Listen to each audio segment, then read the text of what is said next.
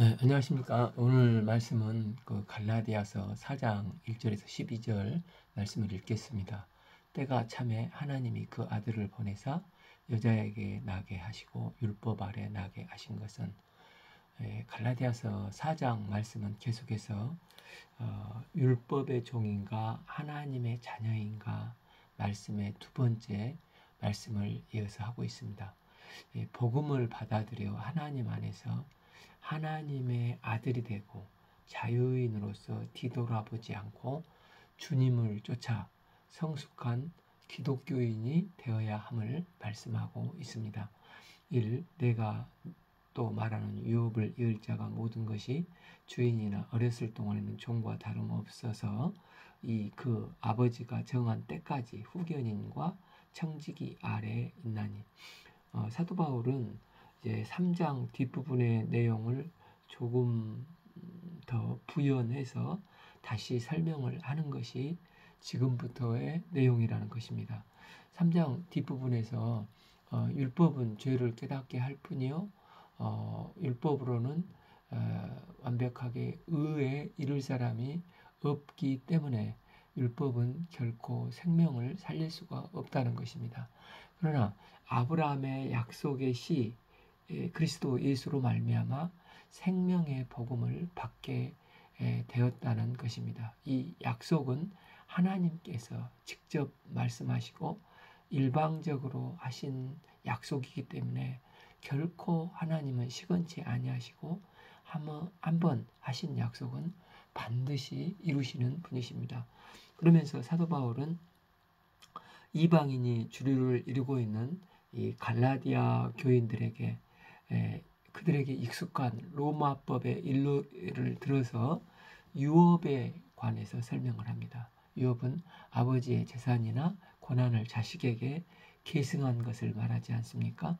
문화권마다 성인이 되는 나이는 차이가 있는데 유대인은 12세, 또 우리 대한민국은 오늘날 19세를 성인으로 보고 로마는 관습법상 14세까지, 그때까지는 후견인 아래에 있게 되었고 사회적으로 어려운 경험을 하게 될 때 아버지뿐만 아니라 후견인의 도움을 받는 경우가 많았다고 합니다. 아버지가 물려준 재산이 있을지라도 법적인 나이가 이제 25세인데 그 나이가 될 때까지는 후견인이나 청지기가 대신 재산을 관리해줬기 때문에 마음대로 쓰지 못했다고 합니다. 그래서 매년 3월 17일에는 열리는 그 리베랄리아의 가족잔치에서 아버지가 앞당겨서 공식적인 성인 상속자로 정해서 이 토가라하는 이 망토 겉옷을 입혀주고 선포를 해주면 앞당겨서 성인으로서 유한 상속자가 되는 경우가 있었다고 합니다. 그런데 이제 이 풍습이 앞에 3장 27절에서 그리스도로 옷 입는다와 관련이 있는 것입니다. 마치 자녀가 성인이 되면 토가라는 옷을 입듯이 우리가 그리스도인 되어서 완전한 자유인이 되고 하나님의 자녀로 인정받으면 그리스도로 옷 입는다는 것입니다. 참 이와 같이 우리도 어렸을 때 세상의 초등학문 아래에 있어서 종로로 타였더니 성경은 어린아이에 대해서 두 가지 이제 뉘앙스를 가지고 있습니다. 마태복음 18장 3절에서 예수님은 너희가 돌이켜 어린아이 같이 되지 아니하면 결탄코 천국에 들어가지 못하리라. 어린아이 같이 하나님 앞에서 이 순수한 마음을 가져야 한다고 권면을 했습니다. 또한 고린도전서 3장 11절에는 형제들아 내가 신령한 자들을 대함같이 너희에게 말할 수 없어서 육신에 속한 자 곧 그리스도 예수 안에서 어린아이들을 대함과 같이 하노라. 영적으로 미숙한 것에 대해서 또 어린아이 같은 신앙이라고 말을 합니다. 본문에서도 사도 바울은 은혜를 받았던 갈라디아 교인들이 다시 율법으로 돌아가는 신앙은 성령된 자녀가 다시 미성년 어린아이 상태로 돌아가는 것과 같은 우를 범하는 일이라고 책망을 하고 있는 내용입니다. 여기서 초등학문은 율법과 밀접하게 관계를 가지고 있습니다. 초등학문도 그렇고 율법도 그렇고 가장 기초적인 것입니다. 이 초등학문의 기초적이고 초보적인 것이기는 하지만 또 완전하고 전부는 아닙니다.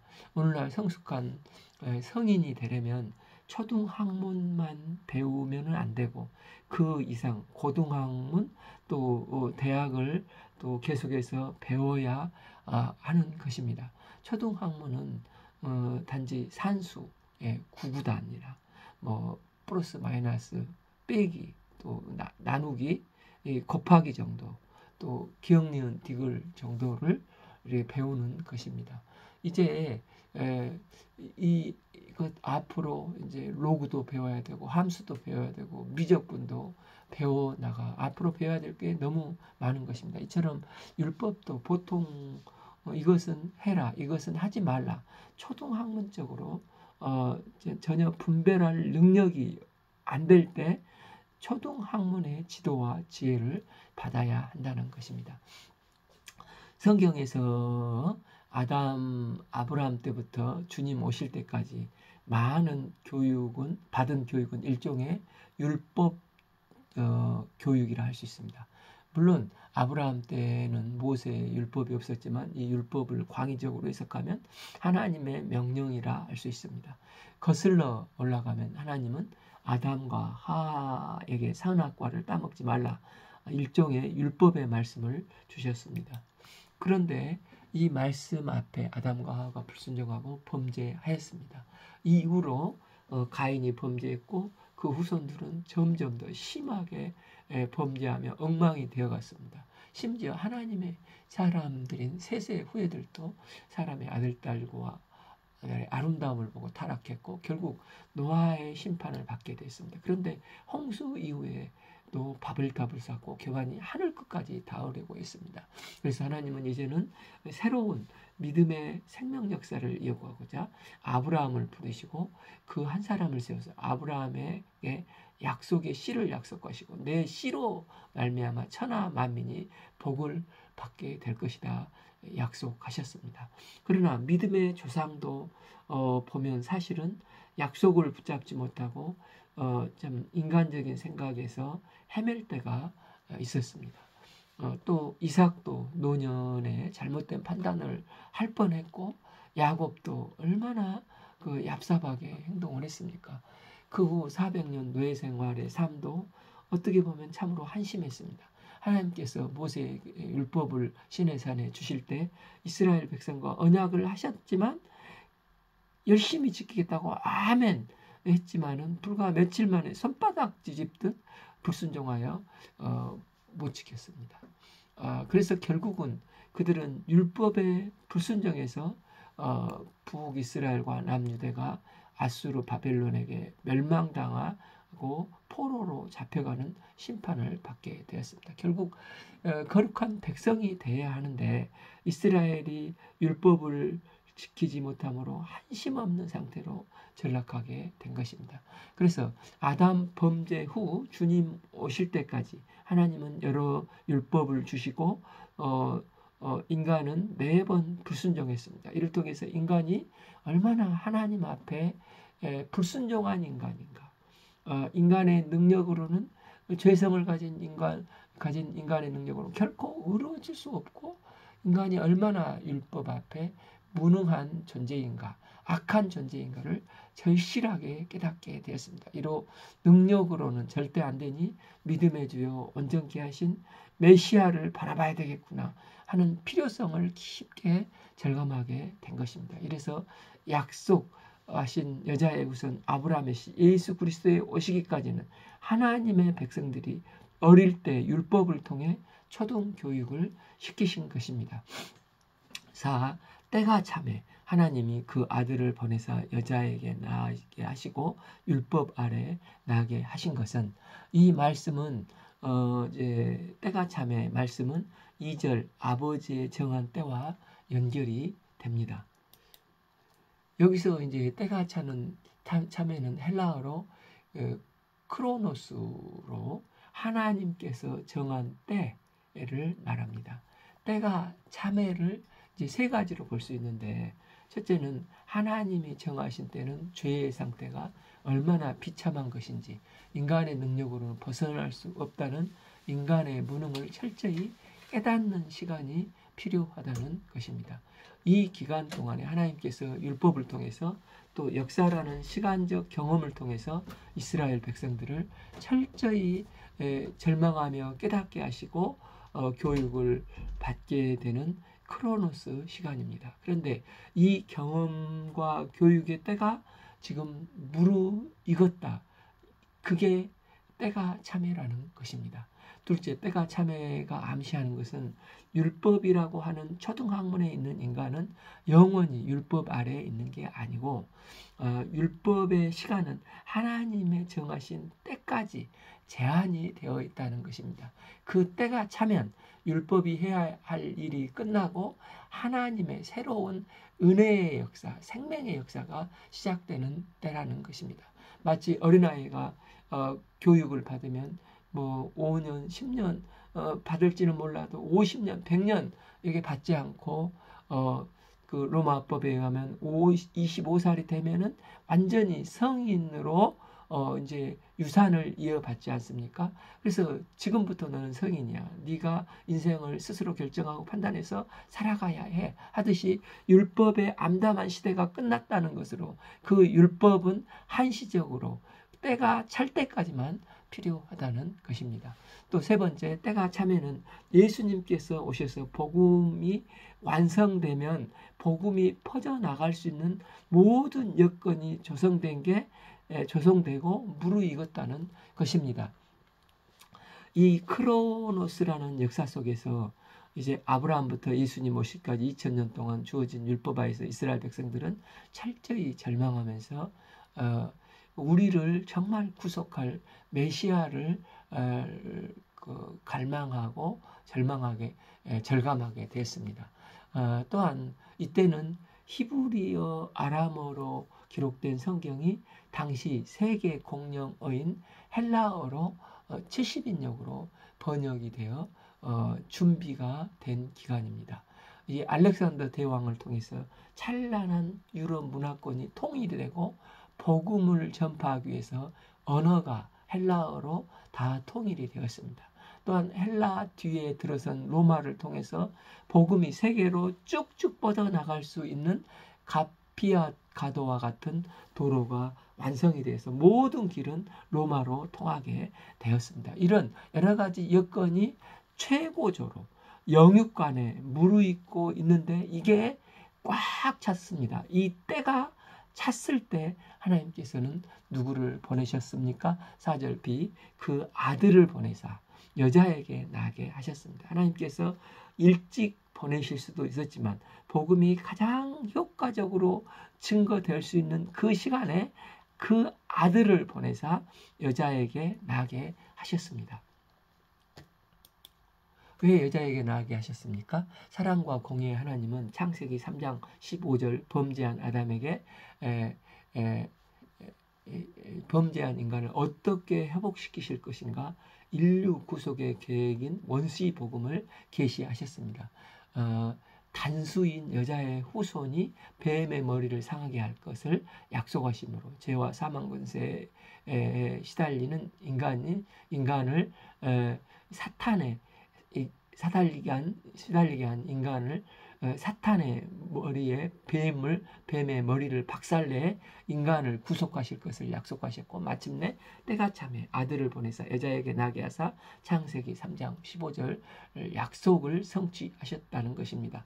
이 보내신 아들은 생물학적으로 범죄한 아담의 피를 이어받지 않고 성령으로 잉태된 여자의 후손으로 태어나셨습니다. 즉 동정녀 마리아에게 약속하신 그 아들이 태어나신 것입니다. 왜입니까? 하나님의 아들 그리스도는 인간의 죄 문제를 해결하실 분이십니다. 그런데 만약 예수님 본인이 여전히 이 죄로 오염된 분이라면 우리 죄를 어떻게 해결할 수 있겠습니까?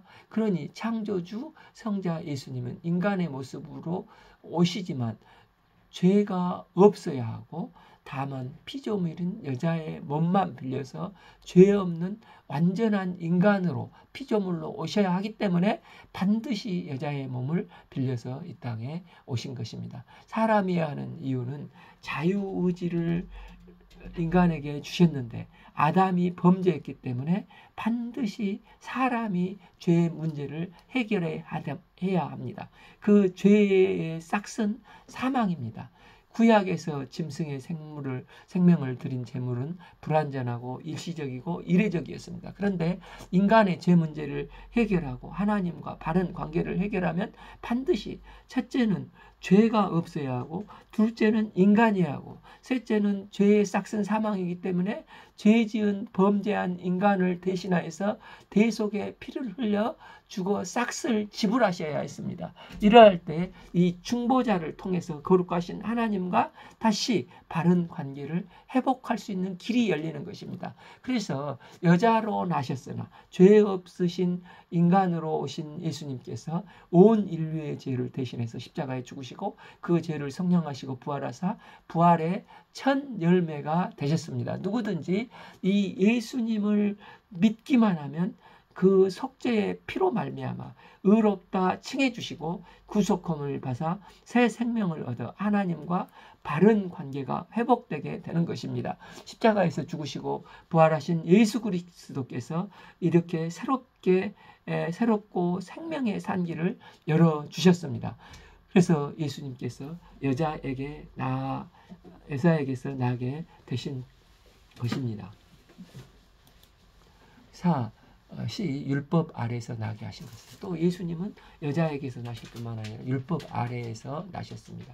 마태복음 1장 1절 아브라함과 다윗의 자손 예수 그리스도에게 예수님은 아브라함과 다윗의 후손으로 유대인으로 태어나셨습니다.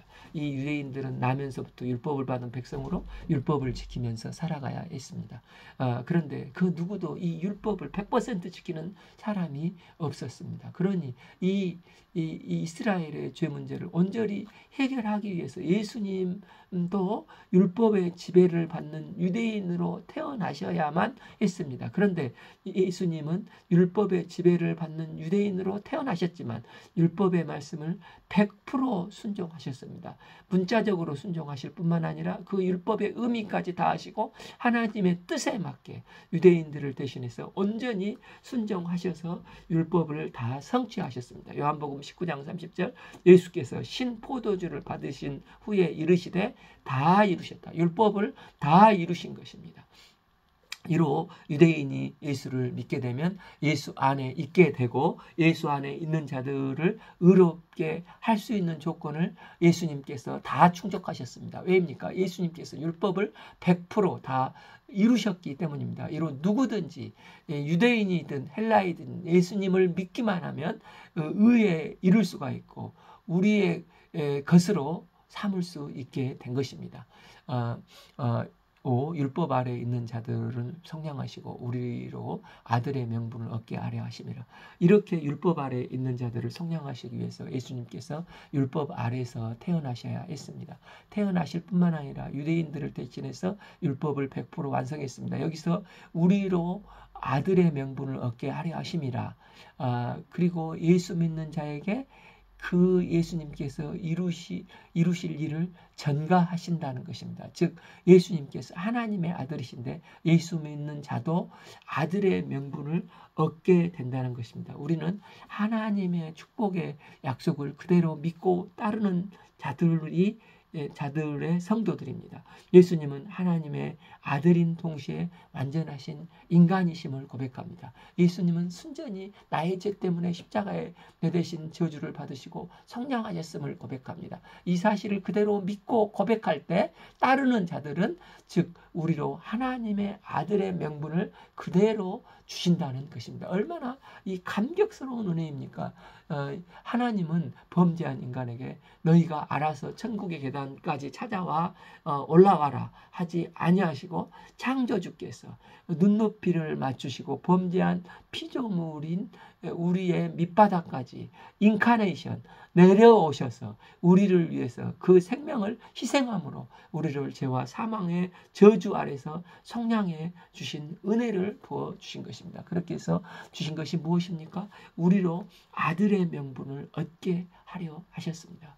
여기서 아들의 명분은 헬라어 파오데시 아닌데 아들의 신분 또 양자로 입양하다 아들의 명분 다 같은 의미입니다. 우리가 예수를 믿게 되면 그리스도와 연합이 되고 그리스도의 성도는 하나님의 양자로 입적이 된다는 것입니다.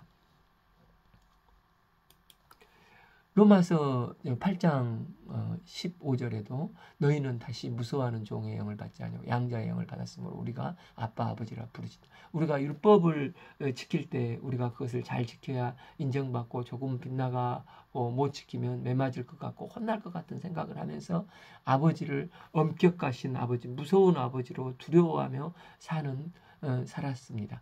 마치 그 누가복음 15장의 큰아들의 마음 상태로 늘 모범적으로 살아도 은혜가 없고 행복이 없고 그분이 나를 사랑하신다는 확신이 없는 상태입니다. 이걸 그 심리학적으로 보면 어른과 같습니다. 어른은 과도하게 조숙해서 어린아이임에도 불구하고 어린아이로서 천진난만함을 잃어버린 경우입니다. 율법주의에 빠진 유대인들은 어른으로 사실은 초보 상태임에도 불구하고 굉장히 종교적으로 많은 것을 지키는 것처럼 과도하게 조숙한 척을 외식을 했습니다. 또 기독교인이 되고 나서도 율법주의로 회귀한 사람들은 어른 아이와 같이 뭔가를 또 행해야 한다는 것입니다. 마찬가지로 이 지금 갈라디아 성도들도 이제 성령의 감동하심으로 내재하신 성령님으로 인해서 하나님의 뜻을 알고 따르는 자립적인 성숙함을 얻었는데도 여전히 율법의 잔소리나 들어야 하는 어린아이 상태에 빠져 갈라디아 성도들이 이렇게 미혹이 되어서 어린아이, 어른아이와 같은 초등학문의 신앙생활을 하고 있다는 것입니다. 하나님이 원하시는 것은 우리가 이런 율법의 종이 아니라 하나님을 아빠, 아버지라 부르면서 친밀하게 지내는 것입니다. 이게 요한복음 1장 12절 영접하는 자 곧 그 이름을 믿는 자에게 하나님의 자녀가 되는 권세를 주셨으니 그래서 우리는 하나님의 자녀가 된 것은 하나님 구속사의 어마어마한 은혜입니다. 우리는 단지 믿음으로 영접한 것일 뿐인데 이 믿음으로 영접한 것 또한 성령의 역사입니다. 너희가 아들임으로 하나님의 아들의 영 우리의 마음 가운데 보내서 아빠 아버지라 부르게 하셨느니라. 여기서 아들의 영은 사도행전 16장 7절을 보면 아들의 영이 예수님이시고 성령님이십니다. 하나님께서 아들의 영 성령님을 우리에게 부어주셔서 나에게 깨닫게 하시고 영의 눈을 뜨게 하시고 이제는 하나님을 마음껏 아빠 아버지로 부르게 하셨다는 것입니다. 사실 이스라엘 백성들은 구약을 보면 하나님을 아버지라 불렀고 아들이라 칭하였습니다. 출애굽기 4장 22절 또 이사야 23장 16절 에레미야 3장 9절을 보면 이스라엘 백성은 하나님을 아버지라 불렀고 또 백성들은 하나님을 아들이라 이스라엘 백성들은 하나님의 아들이라 칭함을 받았습니다. 그런데 예수님 당시 유대인 중에 하나님을 아버지라 부르는 자들은 없었습니다. 죄 많은 인간이 어떻게 하나님을 감히 부를 수 있나? 그래서 여호와라고 하지 않고 아도나이, 마이 로드라는 말을 사용했습니다. 서기관들이 성경을 이렇게 카피하다가 여호와라는 말씀이 나오면은 가서 붓을 깨끗이 빨고 또 옷을 다시 갈아입고 다시 정결하게 하고 와서 여호와의 이름을 썼다고 합니다. 그렇게 여호와라는 이름을 함부로 부를 수 없고 하나님을 아버지라 부르는 것은 불경스럽고 신성모독이라고 생각을 했습니다. 그래서 요한복음 5장 18절에 유대인들이 이로 말미암아 예수를 더욱 죽이고자 하니 이는 안식일을 범할 뿐만 아니라 하나님을 자기 아버지라 하여 자기를 하나님과 동등으로 삼았습니다. 아버지를 두고 아버지라 부르지 못한 마음 상태가 지금 이 종의 율법의 종의 상태인 것입니다. 이런 마음을 반전시키는 분이 바로 성령님이십니다. 성령님이 오셔서 우리를 깨닫게 하시고 영의 눈을 뜨게 하시면 우리가 하나님을 이제는 아버지라 부르게 있게 됩니다. 여기서 아들의 영을 부어주신 것은 현재 분사로 사용되는데 계속해서 아들의 영, 성령을 부어주심으로 유대인들을 불경스럽다고 못 부르는데 이제 우리는 성령님의 도우심으로 담대하게 하나님을 아버지라 계속해서 영원히 부르게 되는 것입니다. 이렇게 감격하여 부르게 만드시는 분이 성령님이십니다. 이것은 어느 날 갑자기 생긴 게 아니라 이미 하나님께서 만세 전에 계획하시고 선지자들을 통해서 애언하시는 내용들의 성취인 것입니다. 에스겔서 36장 26절을 보면 또 새 영을 너희에게 두고 새 마음을 너희에게 주되 너희 육신에게 굳은 마음을 제하고 부드러운 마음을 줄 것이며 27 또 내 영을 너희 속에 두어 너희로 내 율례를 행하게 하리니 너희가 내 규례를 지켜 행할지니라. 이 일이 언제 이루어진다는 것입니다. 것입니까? 이때 때가 차서 예수께서 구속 역사의 복음에 완성하신 후에 약속하신 대로 그날에 오순절 성령이 오셨을 때 이루어 주셨습니다. 성령님이 오셔서 우리의 굳은 마음을 제거하시고 부드러운 마음을 주시고 그리고 하나님을 감히 아빠, 아버지라 외쳐 부를 수 있도록 성령님이 인도하셨다는 것입니다. 이처럼 하나님은 약속하시고 애언하시고 반드시 그대로 이루시는 신실하신 하나님이십니다. 이제 이 엄청난 은혜를 덧입었으니 17 그러므로 내가 이후로는 종이 아니요 아들이니 아들이면 하나님으로 말미암아 유업을 받을 자니라. 하나님의 유업을 받을 자, 하나님의 가지고 계신 특권을 우리에게 주셨다는 것입니다. 만물을 통치하신 창조시의 특권을 우리 구속한 인간들에게 주셨습니다. 하나님의 뜻으로 이 땅을 이루어 가시는데 우리 인간을 동역자로 동참시키사 하나님 구속 역사의 유업을 그 자녀에게 부어주신 것입니다. 지금 이 놀라운 역사가 있다는 것을 사도 바울은 갈라디아 교인들에게 다시 한번 말을 하고 있습니다. 그러나 갈라디아 교인들은 우리가 아들이 되었다는 엄청난 사실을 이제 미혹되어서 잊어버리고 지금 잘 모르고 있는 것입니다. 그러면서 오히려 우리가 하나님의 자녀가 되려면 율법을 행해야 하는 게 아니야? 자꾸 초등학문으로 돌아가서 율법에 매이려고 하는 것입니다. 사도 바울은 이 거짓 교사들의 그리스도의 복음을 행위 복음으로 왜곡하고 전락시키려고 하는 이 거짓 가르침에 결코 종노릇하지 말라. 이렇게 강력하게 말을 하고 있는 것입니다. 이 세상에 왜곡된 것, 유사한 것, 못된 것에 종이 되어 끌려다니지 말아야 하는 것입니다. 사도 바울은 이제 예수 그리스도의 복음을 따르기로 했으면 오직 그분만 따라야지 다시 세상으로 마음을 돌이켜서는 안 된다는 것입니다.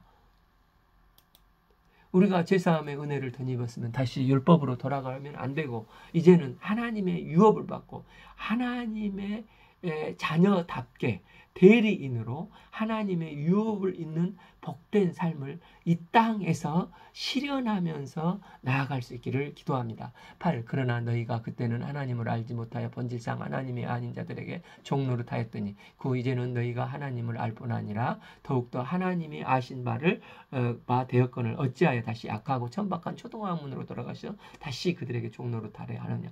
8절에서 여기 그때와 9절에서 이제는 대비가 되지 않습니까?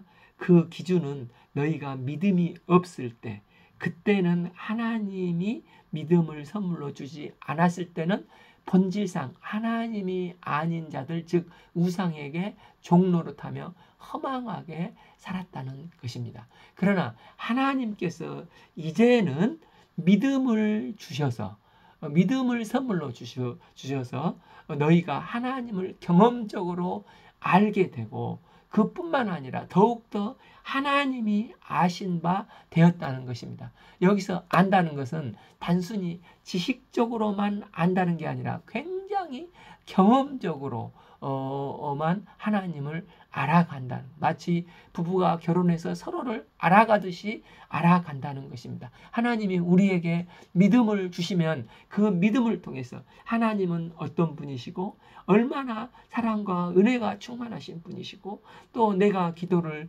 드릴 때 하나님은 기도를 들으시고 또 나의 삶을 인격적으로 인도해 가시는 분이신지 점점 그 하나님의 경험을 풍성하게 알아간다는 것입니다.